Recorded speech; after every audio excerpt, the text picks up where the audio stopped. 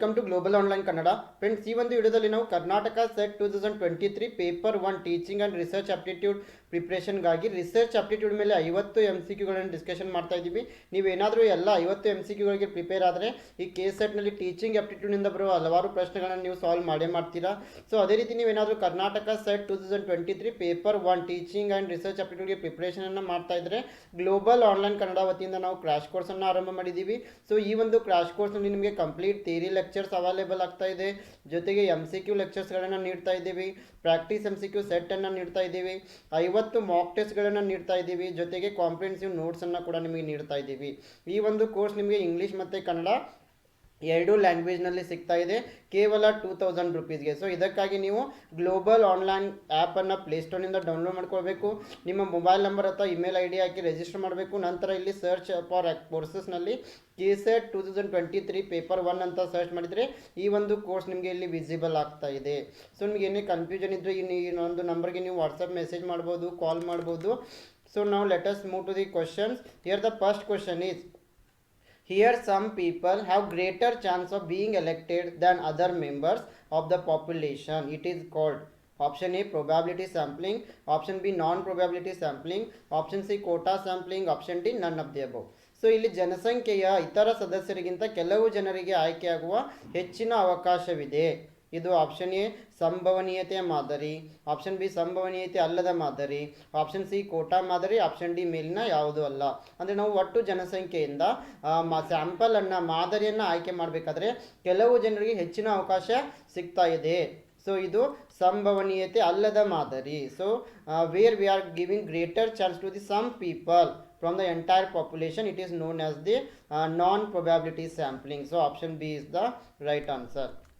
So there are two types of sampling methods: probability sampling method, non-probability sampling method. Probability sampling method, it is a sampling technique in which the subjects of a population get an equal opportunity.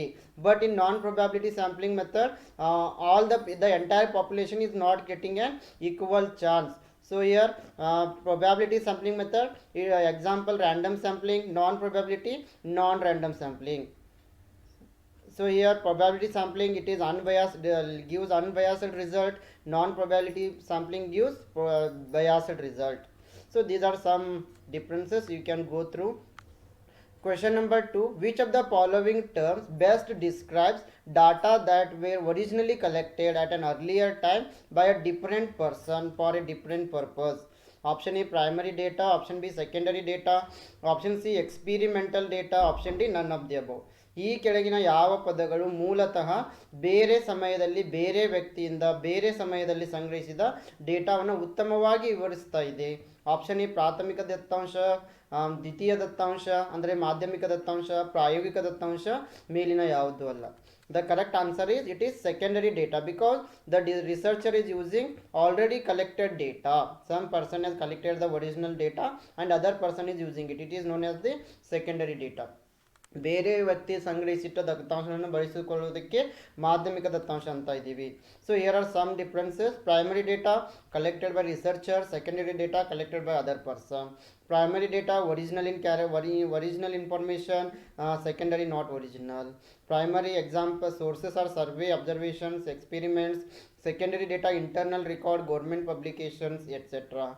Primary data, these are qualitative. Secondary, these are quantitative. Primary data methods are observation, experiment, interview. Secondary data search online, newspapers, textbooks. So these are the some differences. So many times you get questions on primary data and secondary data. Question number 3, the process not needed in experimental research is controlling, observation, manipulation, replication, reference collection. ಪ್ರಾಯೋಗಿಕ ಸಂಶೋಧನೆಗಳಲ್ಲಿ ಅಗತ್ಯವಿಲ್ಲದ ಪ್ರಕ್ರಿಯೆ, ನಿಯಂತ್ರಣ, ವೀಕ್ಷಣೆ, ಕುಶಲತೆ ಮತ್ತು ಪುನರಾವರ್ತನೆ, ಉಲ್ಲೇಖ ಸಂಗ್ರಹ. The right answer is option D, reference collection is not needed in experimental research. So experimental research, it is a study that strictly adheres to scientific research design. It includes hypothesis, a variable that can be manipulated by the researcher, and variables that can be measured, calculated and compared are included in the experimental research. Question number 4, 9 years old children are taller than 7 years old ones. It is an example of 9 ವರ್ಷದ ಮಕ್ಕಳು 7 ವರ್ಷದ ಮಕ್ಕಳಿಗಿಂತ ಎತ್ತರವಾಗಿದ್ದಾರೆ. ಇದು ಯಾವುದಕ್ಕೆ ಉದಾಹರಣೆ? Vertical studies, cross sectional studies, experimental studies, case studies. Yes, it is an example of cross sectional studies. ಇದು ಒಂದು ಅಡ್ಡ ವಿಭಾಗದ ಅಧ್ಯಯನ ಅಂದರೆ ಕ್ರಾಸ್ ಸೆಕ್ಷನಲ್ ಸ್ಟಡೀಸ್ಗೆ ಉದಾಹರಣೆಯಾಗಿದೆ. Cross sectional studies, the investigator measures the outcome and exposures in the study participants at the same time. The participants in a cross sectional study are just selected based on the inclusion and exclusion criteria set for the study. Question number 5. The core ingredients of a dissertation are. ಪ್ರಬಂಧದ ಪ್ರಮುಖ ಅಂಶಗಳು ಹೀಗಿವೆ. So ಇಲ್ಲಿ 4 ಆಪ್ಷನ್ಸ್ಗಳನ್ನು ನೀಡಿದ್ದಾರೆ. ನೀವು in detail ಆಗಿ ವಿಡಿಯೋನ pause ಮಾಡಿ ಓದ್ಕೊಳ್ಬೋದು. The right answer is option D. The core ingredients of dissertation are introduction, literature review, research methods, result, discussion and conclusions. ಪ್ರಬಂಧದ ಪ್ರಮುಖ ಅಂಶಗಳು ಪರಿಚಯ, ಸಾಹಿತ್ಯ ವಿಮರ್ಶೆ, ಸಂಶೋಧನಾ ವಿಧಾನಗಳು, ಫಲಿತಾಂಶಗಳು, ಚರ್ಚೆ, ತೀರ್ಮಾನ. ಸೊ ಆಪ್ಷನ್ ಡಿ ಇಲ್ಲಿ ಸರಿಯಾಗಿದೆ. Question number 6. Survey study aims at knowing the facts about the existing situation, comparing the present status with the standard norms, criticizing the existing situation, identifying the means of improving the existing situation. ಸಮೀಕ್ಷೆಯ ಅಧ್ಯಯನವು ಯಾವ ಗುರಿಯನ್ನು ಹೊಂದಿದೆ? ಅಸ್ತಿತ್ವದಲ್ಲಿರುವ ಪರಿಸ್ಥಿತಿಯ ಬಗ್ಗೆ ಸತ್ಯಗಳನ್ನು ತಿಳಿದುಕೊಳ್ಳುವುದು, ಪ್ರಸ್ತುತ ಸ್ಥಿತಿಯನ್ನು ಪ್ರಮಾಣಿತ ಮಾನದಂಡಗಳೊಂದಿಗೆ ಹೋಲಿಸುವುದು, ಅಸ್ತಿತ್ವದಲ್ಲಿರುವ ಪರಿಸ್ಥಿತಿಯನ್ನು ಟೀಕಿಸುವುದು, ಅಸ್ತಿತ್ವದಲ್ಲಿರುವ ಪರಿಸ್ಥಿತಿಯನ್ನು ಸುಧಾರಿಸುವ ವಿಧಾನಗಳನ್ನು ಗುರುತಿಸುವುದು. Here the right answer is option B. First, second and third are correct here.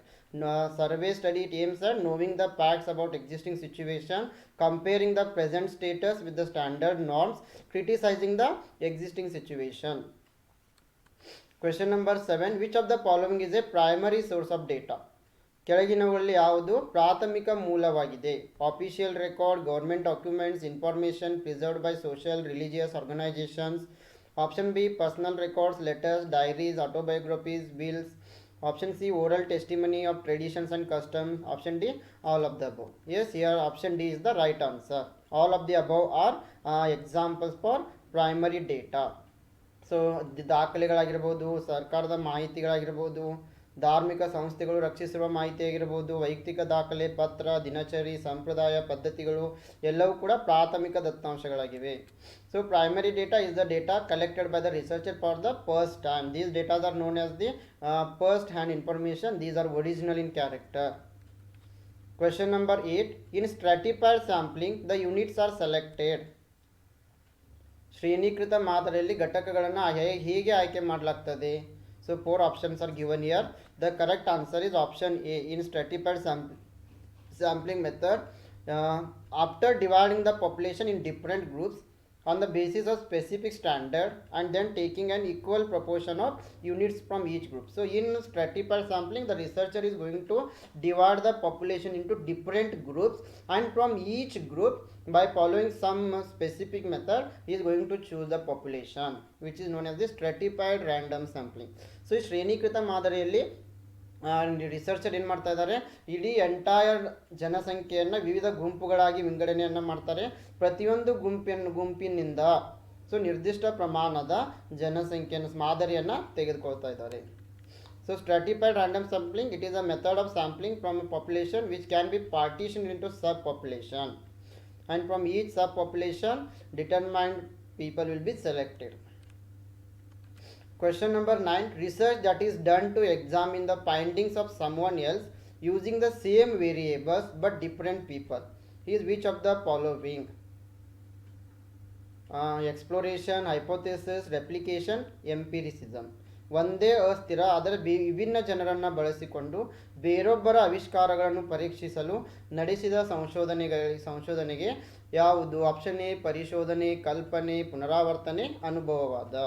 S, it is an example of replication. Option C ಪುನರಾವರ್ತನೆ ಸರಿಯಾದ ಉತ್ತರ. Replication, it is a term referring to the repetition of research study, generally with the different situations and different subjects, to determine if the basic findings of the original study can be applied to other participants. Question number 10. A statement that predicts the cause and effect relationship between variables is known as. null hypothesis, experimental hypothesis, independent variable, dependent variable. ಅಸ್ಥಿರಗಳ ನಡುವಿನ ಕಾರಣ ಮತ್ತು ಪರಿಣಾಮದ ಸಂಬಂಧವನ್ನು ಹೇಳುವುದಕ್ಕೆ ಏನಂತ ಕರಿತಾ ಇದ್ದೀವಿ? ಶೂನ್ಯ ಕಲ್ಪನೆ, ಪ್ರಾಯೋಗಿಕ ಕಲ್ಪನೆ, ಸ್ವತಂತ್ರ ವೇರಿಯೇಬಲ್, ಅವಲಂಬಿತ variable. The right answer is option B, experimental hypothesis is the correct answer. ಪ್ರಾಯೋಗಿಕ ಕಲ್ಪನೆ ಸರಿಯಾದ ಉತ್ತರ. Question number 11. We use factor analysis. Option A, to know the relationship between two variables. Option B, to test the hypothesis. Option C, to know the difference between two variables. Option D, to know the difference among many variables. ಅಂಶ ವಿಶ್ಲೇಷಣೆಯನ್ನು ಯಾವುದಕ್ಕೆ ಬಳಸ್ತಾ ಇದ್ದೀವಿ? ಎರಡು ಅಸ್ಥಿರಗಳ ನಡುವಿನ ಸಂಬಂಧವನ್ನು ತಿಳಿಯಲು, ಊಹೆಯನ್ನು ಪರೀಕ್ಷಿಸಲು, ಎರಡು ಅಸ್ಥಿರಗಳ ನಡುವಿನ ವ್ಯತ್ಯಾಸವನ್ನು ತಿಳಿಸಲು, ಅನೇಕ ಅಸ್ಥಿರಗಳ ನಡುವಿನ ವ್ಯತ್ಯಾಸವನ್ನು ತಿಳಿಯಲು. So we use factor analysis to know the difference among the variables. ಹಲವು ವೇರಿಯೇಬಲ್ಗಳ ಅಥವಾ ಚಲಕಗಳ ನಡುವಿನ ಸಂಬಂಧವನ್ನು ತಿಳಿದುಕೊಳ್ಳಲು ನಾವು ಅಂಶ ವಿಶ್ಲೇಷಣೆಯನ್ನು ಬಳಕೆ ಮಾಡ್ತೀವಿ. Factor analysis, it is a statistical method used to describe variability among observed correlated variables in terms of potentially lower number of unobserved variables. Question number 12. Manipulation is always a part of historical research, fundamental research, descriptive research, experimental research. So ಕುಶಲತೆಯು ಯಾವಾಗಲೂ ಯಾವ ಸಂಶೋಧನೆಯ ಭಾಗವಾಗಿದೆ? ಐತಿಹಾಸಿಕ ಸಂಶೋಧನೆ, ಮೂಲಭೂತ ಸಂಶೋಧನೆ, ವಿವರಣಾತ್ಮಕ ಸಂಶೋಧನೆ, ಪ್ರಾಯೋಗಿಕ ಸಂಶೋಧನೆ. Here the right answer is option D, experimental research is the right answer. So manipulation it is a part of experimental research. ಕುಶಲತೆ ಯಾವಾಗಲೂ ಈ ಪ್ರಾಯೋಗಿಕ ಸಂಶೋಧನೆಯ ಭಾಗವಾಗಿರ್ತದೆ. Question number 13. An operational definition is: Option A, no relation to the underlying concept. Option B, an abstract theoretical definition of a concept. Option C, in terms of specific empirical measures. Option D, none of the above. ಕಾರ್ಯಾಚರಣೆಯ ವ್ಯಾಖ್ಯಾನವು option A ಆಧಾರವಾಗಿರುವ ಪರಿಕಲ್ಪನೆಗೆ ಯಾವುದೇ ಸಂಬಂಧವಿಲ್ಲ. Option B ಪರಿಕಲ್ಪನೆಯ ಒಂದು ಅಮೂರ್ತ ಸೈದ್ಧಾಂತಿಕ ವ್ಯಾಖ್ಯಾನ. ಆಪ್ಷನ್ ಸಿ ನಿರ್ದಿಷ್ಟ ಪ್ರಾಯೋಗಿಕ ಕ್ರಮಗಳ ವಿಷಯ. ಆಪ್ಷನ್ ಡಿ ಮೇಲಿನ ಯಾವುದೂ ಅಲ್ಲ. Here the right answer is option C, an operational definition. It is in terms of specific empirical measures. ಕಾರ್ಯಾಚರಣೆ ವ್ಯಾಖ್ಯಾನವು ನಿರ್ದಿಷ್ಟ ಪ್ರಾಯೋಗಿಕ ಕ್ರಮಗಳ ವಿಷಯವಾಗಿದೆ. Question number 14. What is the purpose of the conclusion in a research report? Option A, it explains how concepts were operationally defined and measured. Option B, it summarizes the key findings in relation to the research questions. Option C, it contains a useful review of the relevant literature. Option D, it outlines the methodological procedures that were employed. ಸಂಶೋಧನಾ ವರದಿಯಲ್ಲಿ ತೀರ್ಮಾನದ ಉದ್ದೇಶ ಏನು, ಪರಿಕಲ್ಪನೆಗಳು ಹೇಗೆ ಕಾರ್ಯರೂಪದಲ್ಲಿ ವ್ಯಾಖ್ಯಾನಿಸಲಾಗಿದೆ ಮತ್ತು ಅಳೆಯಲಾಗುತ್ತದೆ ಎಂಬುದನ್ನು ವಿವರಿಸುವುದು, ಸಂಶೋಧನಾ ಪ್ರಶ್ನೆಗಳಿಗೆ ಸಂಬಂಧಿಸಿದ ಆವಿಷ್ಕಾರಗಳನ್ನು ಸಂಕ್ಷಿಪ್ತಗೊಳಿಸುವುದು, ಸಂಬಂಧಿತ ಸಾಹಿತ್ಯದ ಉಪಯುಕ್ತ ವಿಮರ್ಶೆಯನ್ನು ಒಳಗೊಂಡಿದೆ. ಇದು ಬಳಸಿದ ವಿಧಾನಗಳನ್ನು ವಿವರಿಸುತ್ತದೆ. Yes, here the correct answer for this question is option B.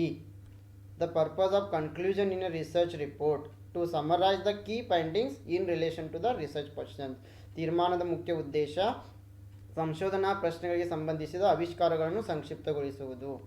Question number 15. Extraneous variables are essentially independent variables, dependent variables, independent or dependent, neither independent nor dependent.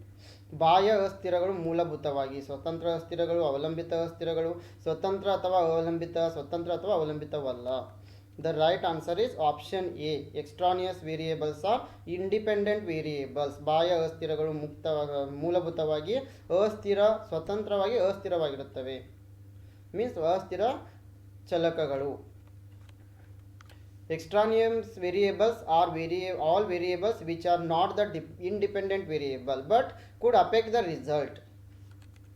Question number 16. Which of the following is most likely to make use of the internet?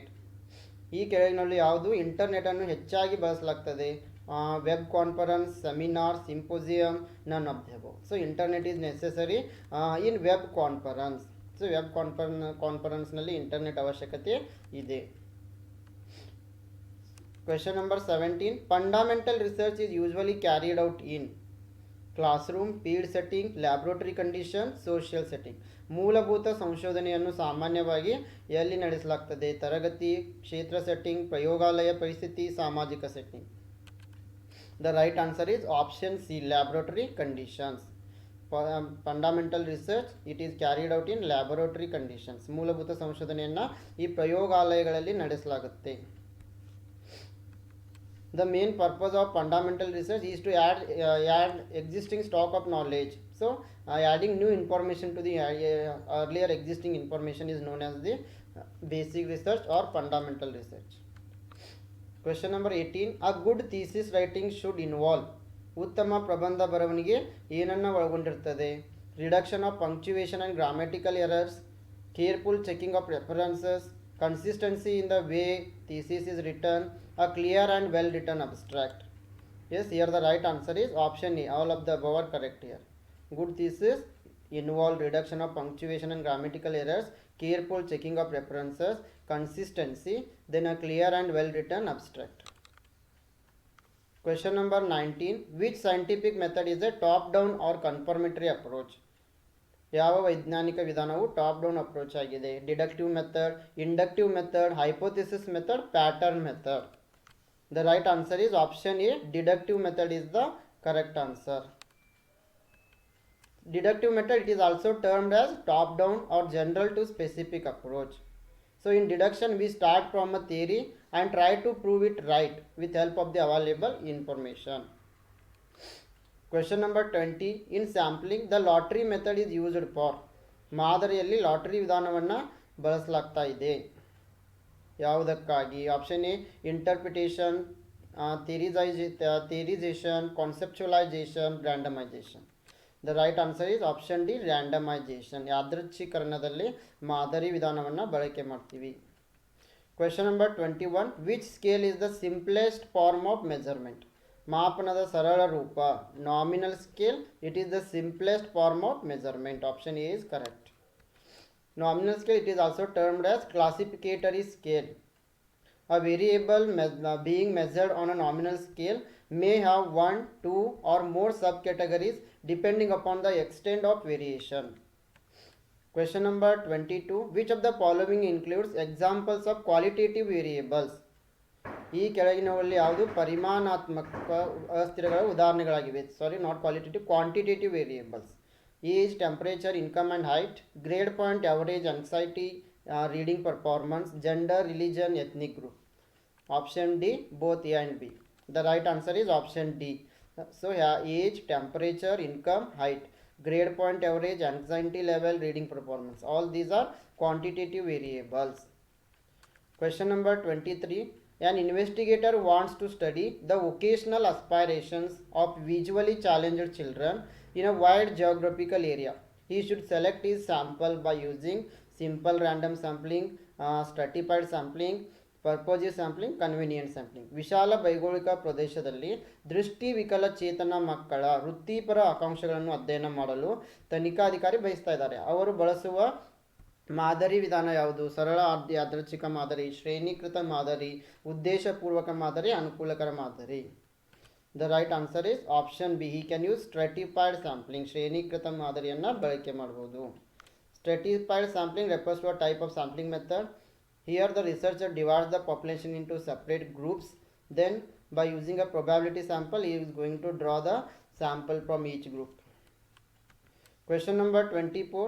It is important that academics produce research that can be widely used and valued by academic community around the world. This is termed as. ಪ್ರಪಂಚದಾದ್ಯಂತ ಶೈಕ್ಷಣಿಕ ಸಮುದಾಯವು ವ್ಯಾಪಕವಾಗಿ ಬಳಸಬಹುದಾದ ಮತ್ತು ಮೌಲ್ಯಯುತವಾದ ಸಂಶೋಧನೆಗಳನ್ನು ಶಿಕ್ಷಣ ತಜ್ಞರು ಉತ್ಪಾದಿಸುವುದು ಮುಖ್ಯವಾಗಿದೆ. ಇದನ್ನು ಹೀಗೆ ಕರೆಯುತ್ತೇವೆ: research impact, citation impact, ethics impact, ನನ್ of the above. The right answer is option B, citation impact, ಉಲ್ಲೇಖದ ಪರಿಣಾಮ. Question number 25. Which of the following is most appropriate to impart training for SPSS? A software package used for statistical analysis. ಸಂಖ್ಯಾಶಾಸ್ತ್ರೀಯ ವಿಶ್ಲೇಷಣೆಗಾಗಿ ಬಳಸಲಾಗುವ software package SPSSಗೆ ತರಬೇತಿ ನೀಡಲು ಕೆಳಗಿನವುಗಳಲ್ಲಿ ಯಾವುದು ಸೂಕ್ತವಾಗಿದೆ? Option A seminar, option B conference, option C workshop, option D paper. The correct answer is option C, workshop, ಕಾರ್ಯಾಗಾರ. SPSS statistics, it is a software package used for interactive statistical analysis. It was acquired by IBM in 2009. Question number 26. The format of thesis writing is the same as in preparation of a research paper or article, writing of seminar presentation, a research dissertation, presenting a workshop, conference or paper. ಪ್ರಬಂಧ ಬರವಣಿಗೆಯ ಸ್ವರೂಪವು ಒಂದೇ ಆಗಿರುತ್ತದೆ. Option A ಸಂಶೋಧನಾ ಪ್ರಬಂಧ ಅಥವಾ ಲೇಖನವನ್ನು ಸಿದ್ಧಪಡಿಸುವುದು. Option B seminar ಪ್ರಸ್ತುತಿಯನ್ನು ಬರೆಯುವುದು. ಆಪ್ಷನ್ ಸಿ ಸಂಶೋಧನಾ ಪ್ರಬಂಧ. ಆಪ್ಷನ್ ಡಿ ಕಾರ್ಯಾಗಾರ ಪತ್ರಿಕೆಯನ್ನು ಪ್ರಸ್ತುತಪಡಿಸುವುದು. So right answer is option C, a research dissertation, ಸಂಶೋಧನಾ ಪ್ರಬಂಧ. Question number 27.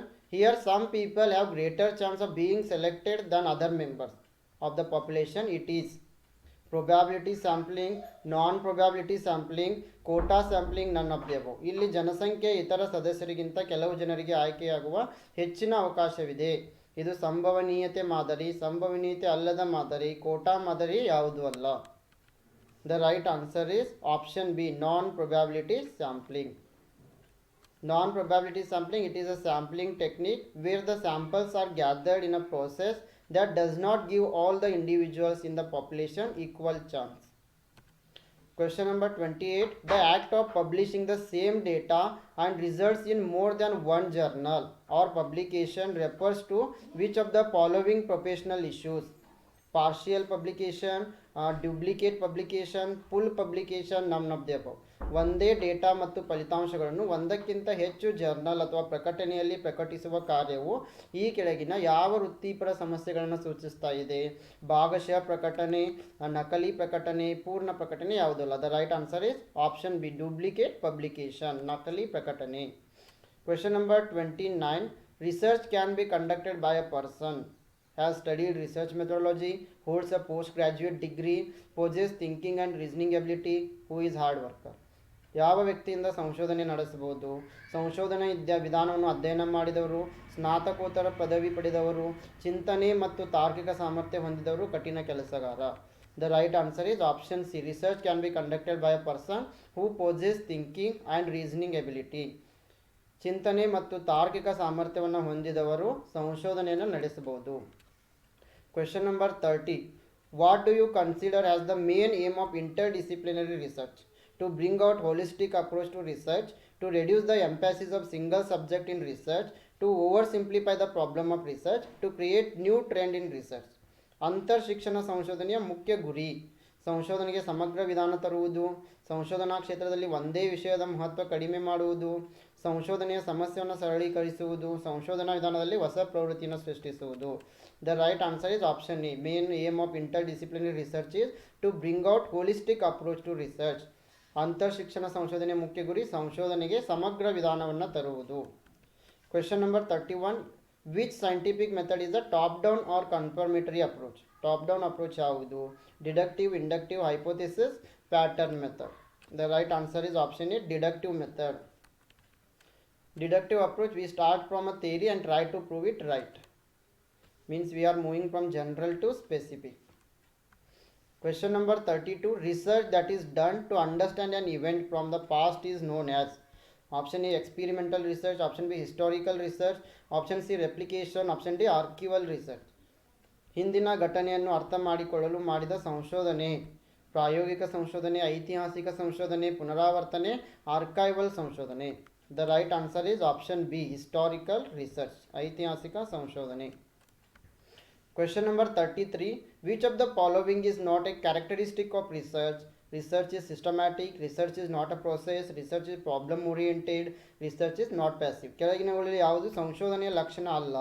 ಸಂಶೋಧನೆ ವ್ಯವಸ್ಥಿತವಾಗಿದೆ, ಸಂಶೋಧನೆ ಒಂದು ಪ್ರಕ್ರಿಯೆಯಲ್ಲ, ಸಂಶೋಧನೆಯು ಸಮಸ್ಯೆ ಆಧಾರಿತವಾಗಿದೆ, ಸಂಶೋಧನೆ ನಿಷ್ಕ್ರಿಯವಲ್ಲ. So research it is a process. So option B is correct here. So it is not a characteristic of research. So research it is a process. ಸಂಶೋಧನೆ ಒಂದು ಪ್ರಕ್ರಿಯೆ ಆಗಿದೆ. ಸೊ ಹೀಗಾಗಿ ಇದು ಸರಿಯಾದ ಉತ್ತರ. Question number 34. Cluster sampling is used when? Option A, population is scattered and sample size is to be kept large. Option B, population is heterogeneous. Option C, long surveys needed. Option D, both A and C. Cluster ಸ್ಯಾಂಪ್ಲಿಂಗನ್ನು ಯಾವಾಗ ಬಳಸ್ತಾ ಇದ್ದೀವಿ?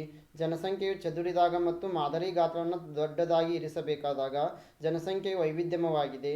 Option C, ದೀರ್ಘ ಸಮೀಕ್ಷೆ. Option D, both A and C. The right answer is option D, both A and C.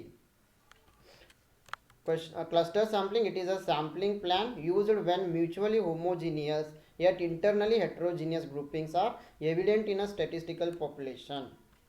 Question number 35. When a research problem is related to heterogeneous population, the most suitable method is. ಸಂಶೋಧನಾ ಸಮಸ್ಯೆಯು ವೈವಿಧ್ಯಮಯ ಜನಸಂಖ್ಯೆಗೆ ಸಂಬಂಧಿಸಿದಾಗ ಅತ್ಯಂತ ಸೂಕ್ತವಾದ ವಿಧಾನ cluster sampling, stratified sampling, convenient sampling, lottery method. The right answer is option B. When research problem is related to heterogeneous population, we can use stratified sampling. ವೈವಿಧ್ಯಮಯ ಜನಸಂಖ್ಯೆ ಇದ್ದಾಗ ಶ್ರೇಣೀಕೃತ ಮಾದರಿಯನ್ನು ಬಳಕೆ ಮಾಡ್ತೀವಿ. Question number 36. The conceptual framework in which a research is conducted is called synopsis of research, research design, research hypothesis, research paradigm. ಸಂಶೋಧನೆ ನಡೆಸುವ ಪರಿಕಲ್ಪನಾ ಚೌಕಟ್ಟನ್ನು ಏನಂತ ಕರಿತಾ ಇದ್ದೀವಿ? ಸಂಶೋಧನೆಯ ಸಾರಾಂಶ, ಸಂಶೋಧನಾ ವಿನ್ಯಾಸ, ಸಂಶೋಧನಾ ಕಲ್ಪನೆ, ಸಂಶೋಧನಾ ಮಾದರಿ. The right answer is option B, research design, ಸಂಶೋಧನಾ ವಿನ್ಯಾಸ. Question number 37. The idea that knowledge comes from experience is rationalism, deductive reasoning, logic, empiricism. ಜ್ಞಾನವು ಅನುಭವದಿಂದ ಬರುತ್ತದೆ ಎಂಬ ಕಲ್ಪನೆ ವೈಚಾರಿಕತೆ, ಅನುಮಾನಾತ್ಮಕ ತಾರ್ಕಿಕ ಕ್ರಿಯೆ, ತರ್ಕ ಅನುಭವವಾದ. The right answer is option B, it is deductive reasoning, ಅನುಮಾನಾತ್ಮಕ ತಾರ್ಕಿಕ ಕ್ರಿಯೆ. 38. Action research is an applied research, a research carried out to solve immediate problem, a longitudinal research, simulative research. ಕ್ರಿಯಾ ಸಂಶೋಧನೆ ಒಂದು ಅನ್ವಯಿಕ ಸಂಶೋಧನೆಯಾಗಿದೆ. ತಕ್ಷಣ ಸಮಸ್ಯೆಗಳನ್ನು ಪರಿಹರಿಸಲು ನಡೆಸಿದ ಸಂಶೋಧನೆ. ರೇಖಾಂಶದ ಸಂಶೋಧನೆ ಸಿಮ್ಯುಲೇಟಿವ್ ಸಂಶೋಧನೆ. So action research, it is a research carried out to solve immediate problem. ತಕ್ಷಣದ ಸಮಸ್ಯೆಗಳನ್ನು ಪರಿಹರಿಸಲು ಕ್ರಿಯಾ ಸಂಶೋಧನೆಯನ್ನು ಬಳಸ್ತಾ ಇದ್ದೀವಿ. Action research, it is a methodology of research generally applied in social science. So here it seeks transformative change through the simultaneous process of taking action and doing research. Question number 39. Fundamental research reflects the ability to. Option A, synthesize new ideas. Option B, expound new principles. Option C, evaluate the existing material concerning research. Option D, study the existing literature regarding various topics. ಮೂಲಭೂತ ಸಂಶೋಧನೆಯು ಸಾಮರ್ಥ್ಯವನ್ನು ಪ್ರತಿಬಿಂಬಿಸ್ತಾ ಇದೆ. Option A, ಹೊಸ ಆಲೋಚನೆಗಳನ್ನು ಸಂಶ್ಲೇಷಿಸಿ. Option B, ಹೊಸ ತತ್ವಗಳನ್ನು ವಿವರಿಸಿ. Option C, ಸಂಶೋಧನೆಗೆ ಸಂಬಂಧಿಸಿದ ಅಸ್ತಿತ್ವದಲ್ಲಿರುವ ವಸ್ತುಗಳನ್ನು ಮೌಲ್ಯಮಾಪನ ಮಾಡಿ. ಆಪ್ಷನ್ ಡಿ, ವಿವಿಧ ವಿಷಯಗಳಿಗೆ ಸಂಬಂಧಿಸಿದಂತೆ ಅಸ್ತಿತ್ವದಲ್ಲಿರುವ ಸಾಹಿತ್ಯವನ್ನು ಅಧ್ಯಯನ ಮಾಡಿ. The right answer is option B, expand new principles, ಹೊಸ ತತ್ವಗಳನ್ನು ವಿವರಿಸಲು. Question number 40. Which scientific method is a bottom up or generative approach to research?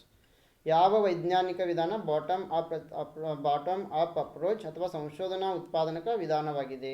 Deductive method, inductive method, hypothesis method, pattern method. The right answer is option B, inductive method.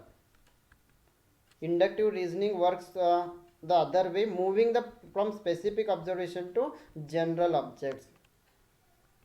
Question number 41. The depth of any research can be judged by the title of the research, objectives of the research, total expenditure on research, duration of the research. ಯಾವುದೇ ಸಂಶೋಧನೆಯ ಆಳವನ್ನು ಯಾವುದರಿಂದ ನಿರ್ಣಯಿಸಬಹುದು?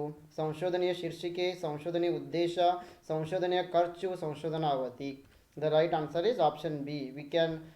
The depth of any research can be judged by objectives of the research. ಸಂಶೋಧನೆಯ ಆಳವನ್ನು ಸಂಶೋಧನೆಯ ಉದ್ದೇಶಗಳ ಆಧಾರದ ಮೇಲೆ ನಿರ್ಣಯಿಸಬಹುದು. Question number 42. The type of sampling where each person in population has equal chance of being selected. Probability sampling, non-probability sampling, judgment sampling, none of the above. ಜನಸಂಖ್ಯೆಯಲ್ಲಿ ಪ್ರತಿಯೊಬ್ಬ ವ್ಯಕ್ತಿಯು ಆಯ್ಕೆಯಾಗುವ ಸಮಾನ ಅವಕಾಶವನ್ನು ಹೊಂದಿರುವ ಮಾದರಿ. ಸೊ ಆಪ್ಷನ್ ಎ, ಸಂಭವನೀಯತೆ ಮಾದರಿ. Probability sampling is the right answer. Question number 43. A null hypothesis is ಶೂನ್ಯ ಸಿದ್ಧಾಂತ.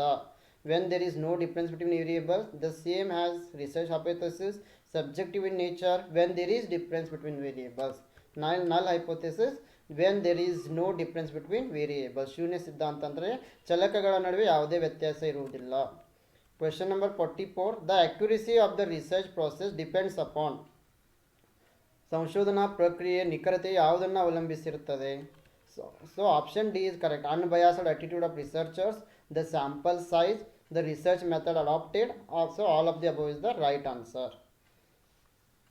The accuracy of the research, ಸಂಶೋಧನೆಯ ನಿಖರತೆ, ಪಕ್ಷಪಾತವಿಲ್ಲದ ವರ್ತನೆ, ಮಾದರಿಯ ಗಾತ್ರ, ಸಂಶೋಧನಾ ವಿಧಾನ ಮೂರನ್ನು ಕೂಡ ಅವಲಂಬಿಸಿರುತ್ತದೆ. Question number 45 good research questions are ಉತ್ತಮ ಸಂಶೋಧನಾ ಪ್ರಶ್ನೆಗಳು. So here option B feasible, clear, significant and ethical. Option B is correct. Question number 46 an educated guess about what is controlling some behaviour is called. ಕೆಲವು ನಡವಳಿಕೆಯನ್ನು ನಿಯಂತ್ರಿಸುವ ಬಗ್ಗೆ ವಿದ್ಯಾವಂತ ಊಹೆಯನ್ನು ಕರೆಯಲಾಗ್ತಾ ಇದೆ. Option A experimental control, option B hypothesis, option C an experimental variable, option D theory. The right answer is option B, a hypothesis. An educated guess about what is controlling is a hypothesis. Question number 47. The best quality of a research is curiosity, active imagination, ability. ಸಂಶೋಧಕರ ಉತ್ತಮ ಗುಣ ಕುತೂಹಲ, ಸಕ್ರಿಯ ಕಲ್ಪನೆ, ಸಾಮರ್ಥ್ಯ ಎಲ್ಲವೂ ಕೂಡ ಸರಿಯಾಗಿವೆ. So option D is the right answer. All of the above are correct. 48. Which of the following periodical is specifically meant for publishing research work? ಸಂಶೋಧನಾ ಕಾರ್ಯಗಳನ್ನು ಪ್ರಕಟಿಸಲು ಈ ಕೆಳಗಿನ ಯಾವ ನಿಯತಕಾಲಿಕೆಯನ್ನು ಬಳಸ್ತೀವಿ? Magazine, ಮೊನೋಗ್ರಾಫ್, journal, books. The right answer is option C journals. 49. Sampling is advantageous as it help in capital saving, increase accuracy, saves time, both A and C. Sampling ಯಾವುದಕ್ಕೆ ಪ್ರಯೋಜನಕಾರಿಯಾಗಿದೆ? So option D, both A and C are correct. Sampling is helping in capital saving and also saves time. Question number 50. Concepts in research which cannot be given operational definition are known as. ಕಾರ್ಯಾಚರಣೆಯ ವ್ಯಾಖ್ಯಾನವನ್ನು ನೀಡಲಾಗದ ಸಂಶೋಧನೆಯಲ್ಲಿನ ಪರಿಕಲ್ಪನೆಗಳನ್ನು dash ಪರಿಕಲ್ಪನೆಗಳಂತ ಕರಿತಾ ಇದ್ದೀವಿ. Verbal, hypothetical, oral, operational. The right answer is option B hypothetical, ಕಾಲ್ಪನಿಕ. Okay friends, this is about our today's session. If you are preparing for Karnataka State Eligibility Test 2023 for paper 1 teaching and research aptitude, we are providing theory lectures, MCQ lectures, practice MCQ set, 50 MCQs, 50 plus mock tests, comprehensive notes in English and Kannada only at ₹2000. If you want to join, you can download global online app from the Play Store and you can join, or else you can also contact this given number. Yes, in this way you can download the global online app by looking at this logo. Then you can register, you can search here KSET 2023 paper 1, you will get our course. Yes, I wish all the best to